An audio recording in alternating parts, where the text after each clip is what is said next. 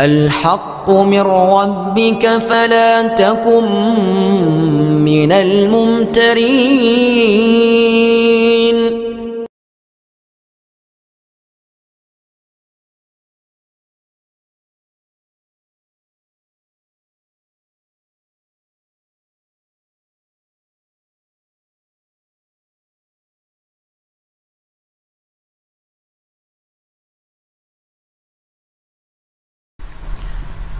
Bismillahirrahmanirrahim. Assalamualaikum warahmatullahi wabarakatuh. Alhamdulillahi rabbil alamin. Wassalatu wassalamu ala rasulillah Muhammadin wa ala alihi wa ashabihi wa man tabi'ahuda ila yaumiddin, amma ba'du. Para pemirsa dimanapun Anda berada, alhamdulillah kita bertemu kembali dalam acara penyampaian materi tentang tafsir mimpi Ibnu Sirin. Kali ini kita telah sampai pada bagian yang ke-17, yaitu takwil mimpi tentang kiamat, hisab, timbangan, catatan amal, dan jembatan. Mari kita mulai bagian ini. Ustadz Abu Sa'ad mengatakan bahwa Allah Subhanahu wa Ta'ala berfirman, "Kami akan memasang timbangan yang tepat pada hari kiamat, maka tiadalah dirugikan seseorang barang sedikit pun." Quran Surat Al-Anbiya ayat 47. Barang siapa yang bermimpi bahwa kiamat telah terjadi di suatu tempat, berarti keadilan akan menyebar ke seluruh warga setempat. Kemudian mereka menuntut balas atas orang-orang zalim di sana, dan orang-orang yang dizalimi akan mendapatkan pertolongan, karena hari itu merupakan penetapan keputusan dan hari ditegakkannya keadilan.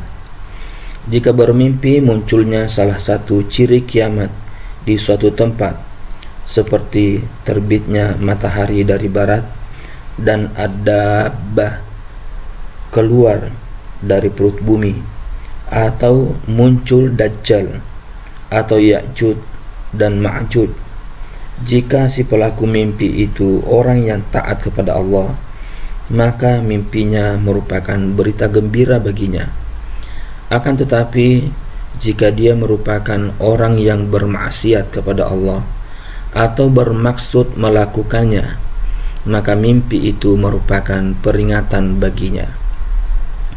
Jika bermimpi seolah-olah kiamat telah terjadi dan dia berada di hadapan Allah, maka makna mimpi sangatlah kokoh, kuat, dan akan segera muncul keadilan. Begitu pula jika bermimpi seolah-olah kuburan-kuburan telah terbelah dan mayat keluar melalui celah kuburan. Hal ini menunjukkan pada tersebarnya keadilan. Jika bermimpi bahwa kiamat terjadi sedangkan dia tengah berperang, berarti dia akan ditolong. Jika bermimpi mengalami kejadian kiamat, berarti mimpi itu memastikannya untuk melakukan perjalanan jauh. Jika bermimpi seolah-olah dia sendirian dibangkitkan atau bersama seseorang, maka menunjukkan bahwa dia itu akan berbuat zalim, karena Allah Subhanahu wa Ta'ala berfirman, kepada malaikat diperintahkan, kumpulkan orang-orang yang zalim beserta teman sejawat mereka. Quran Surat As-Saffat ayat 22. Jika seseorang bermimpi seolah-olah kiamat hanya terjadi pada dirinya sendiri, hal itu menunjukkan kematiannya, karena ditegaskan dalam kabar bahwa barang siapa yang mati berarti kiamatnya telah terjadi. Jika bermimpi seolah-olah kiamat telah terjadi dan dia menyaksikan kengeriannya, kemudian kiamat itu menjadi tenang dan kembali ke keadaan semula, hal itu menunjukkan bahwa keadilan dan kezaliman akan datang silih berganti yang dilakukan oleh orang yang tidak mungkin berbuat zalim.